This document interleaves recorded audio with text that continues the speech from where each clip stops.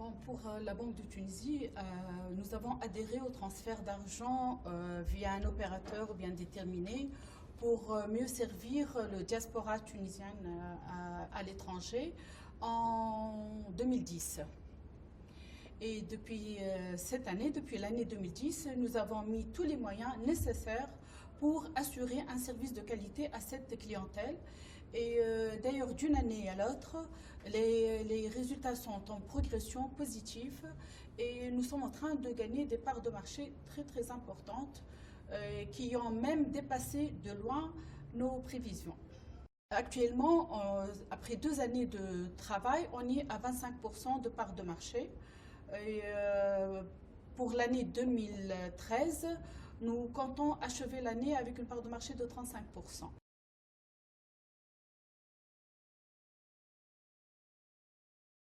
Les TRE, les travailleurs à l'étranger, les travailleurs tunisiens à l'étranger représentent à peu près 10% de la population tunisienne. Ces 10% travaillent essentiellement avec 2 opérateurs majeurs.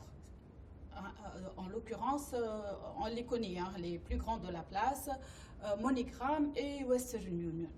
Et nous, notre part de marché, elle représente 30% du chiffre d'affaires d'un de ces opérateurs-là.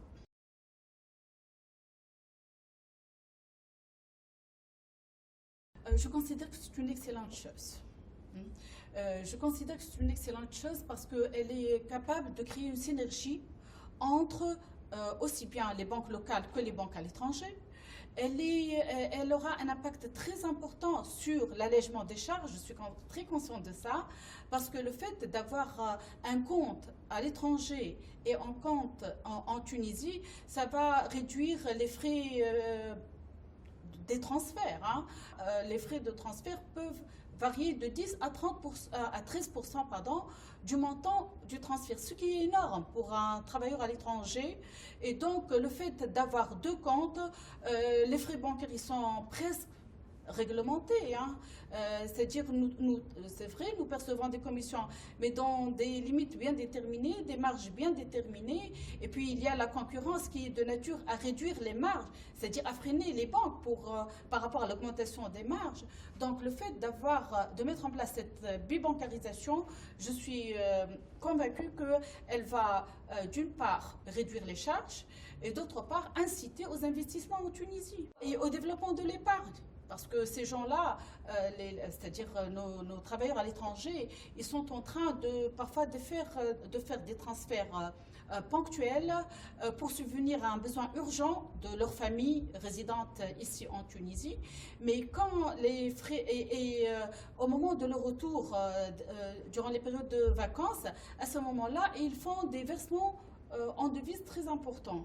Et si on allège les frais, ça va les inciter à faire des transferts au fil de l'eau, c'est-à-dire durant toute l'année. Et ils n'auront pas à attendre les vacances pour se trimballer, moi je dirais, avec des devises.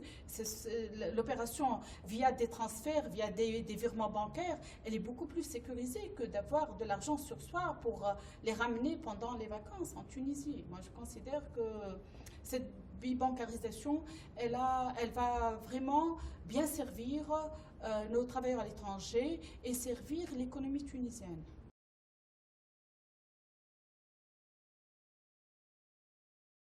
Pratiquement toutes les banques de la place sont en train de travailler sur le mobile banking, aussi bien pour servir la clientèle locale que pour servir la clientèle à l'étranger. Et d'ailleurs, on est tous conscients que le mobile banking, c'est le futur, c'est l'avenir.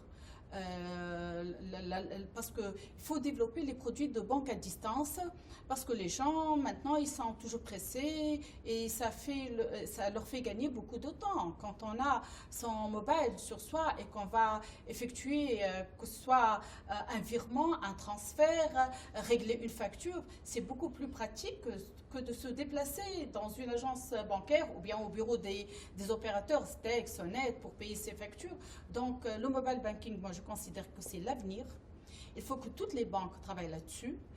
Je peux confirmer que toutes les banques sont très conscientes de ça et on est réellement en train de travailler sur le mobile banking. Je considère que la généralisation de ce service-là à l'échelle internationale ne sera pas compliquée, à part, bien sûr, entre parenthèses, le problème réglementaire qu'il faut résoudre du fait, est-ce qu'un opérateur peut stocker de l'argent chez lui? Et moi, je considère que si on se met sur ce dossier, on trouvera les solutions. Dans 3-4 mois, nous serons prêts pour assurer les transferts d'argent via le mobile. En principe, on est en train de réfléchir sur ce sujet avec Tunisiane.